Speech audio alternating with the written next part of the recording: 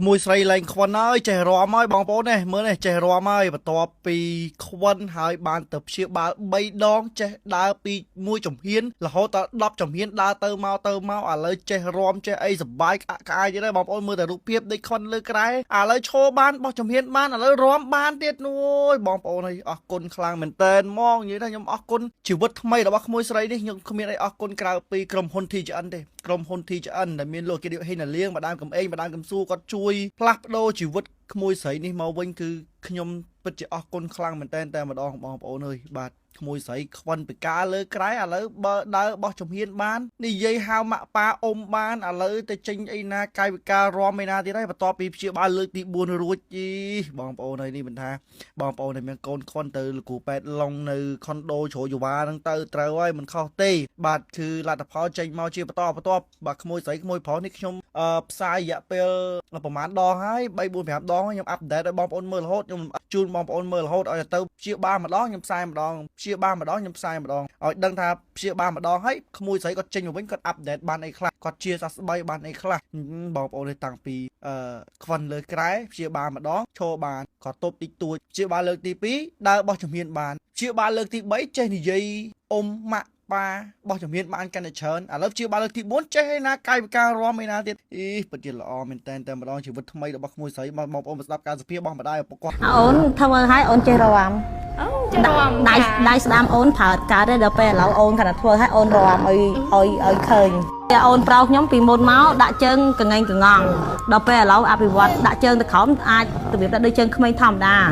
ចង់អាប់ដេតព័ត៌មានជូនទៅកាន់បងប្អូនទាំងអស់គ្នាតិចថាតើជើងទី4នេះគាត់ព្យាបាលទៅអាចផ្លាច់អីគេខ្លះព្រោះយើងមិនព្យាបាលយើងឃើញទាំងអស់គ្នាហើយតែចង់បានចំណាប់អារម្មណ៍ពីបងស្រីដែលគាត់នៅជាមួយផ្ទាល់ការអាប់ដេតចង់ដឹងឲ្យច្បាស់ថាអាប់ដេតអីគេខ្លះចំពោះក្មួយស្រីក្មួយផងអូនធ្វើឲ្យអូនចេះរំដៃស្ដាំអូនប្រើកើតទេដល់ពេលឥឡូវអូនគាត់ធ្វើឲ្យអូនរំឲ្យឃើញអូនប្រោសខ្ញុំពីមុនមកដាក់ជើងកងែងកងងដល់ពេលឥឡូវអភិវឌ្ឍដាក់ជើងទៅក្រោមអាចរបៀបដូចជើងក្មេងធម្មតាដល់ក្រោមអាចជើងធម្មតាដាក់ត្រង់បានឲ្យដៃជើងមិនអត់កងែងកងងដូចមុនទេយើងធូរជាងមុនអត់ប្រាំងអត់អីអញ្ចឹងណាហើយដាក់ពេលដាក់អូនឈរខណៈឈរមិនអាចយើងបលែងបានតែជើងអូនអាចដូចថាក្មេងធម្មតាបានអត់អ៊ីតដូចមុនទេកាលមុនដាក់ទៅរៀងចោតដើរចង់រៀមអញ្ចឹងដល់ឥឡូវដាក់ទៅពេញបាតជើងហើយអ្វីសំខាន់គ្រូឬគ្រូថាប្រហែលជា2ដងអីទៀតប្រហែលជាអាចដើរបានចាអូនប្រុសអត់ទាន់បានដើរបានទេតែលើកនេះអាចឈរដាក់ជើងស្មើបានតែខ្ញុំស្រាប់មិញគឺគាត់ថាហើយជា2ដងទៀតអាចដើរបានទេតាបានឡើងវិញបើយើងមើលពីរូបភាពគាត់ពីដើមវិញណាឃើញងៀងកងងមែនទេប៉ុន្តែផ្លៃខ្លាំងបាទផ្លៃខ្លាំងលើកទី4បាទផ្លៃខ្លាំងមែនទេ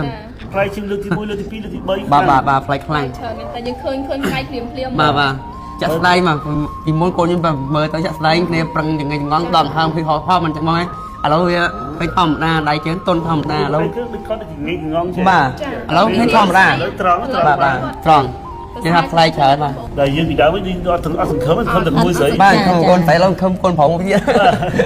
ហើយបងអូននេះដៃស្ដាំលើកអត់រួចឥឡូវរំកើតឥឡូវដៃនឹងប្រើកើតមែនប៉ុន្តែឥឡូវដល់អូនរំទៀតអូនគាត់ធ្វើឲ្យរំទៀត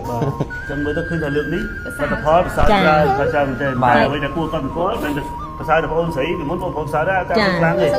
តែលើកនេះភាសាខ្លាំងមែនទេហើយអូនខ្ញុំមកសិតតែរៀងឈឺក្តារសាយក្តៅសាច់ឥឡូវដល់លោកគ្រូធ្វើឲ្យអូនចាក់ចុះពាក់អស់លេងចុះកម្ដៅភ្លាមមានតែចាំមើលលើកទី5ទៀតថានឹងមានអ្វីដែលប្រែប្រួលហើយចាំមើលសប្តាហ៍ក្រោយជួបគ្នាម្ដងទៀតនឹងទៅជែកបងម្ដងទៅថាតើរយៈពេលទៅមួយសប្តាហ៍នឹងមានរឿងអីខ្លះកើតឡើងបាទអូច្រឡំវាចឹង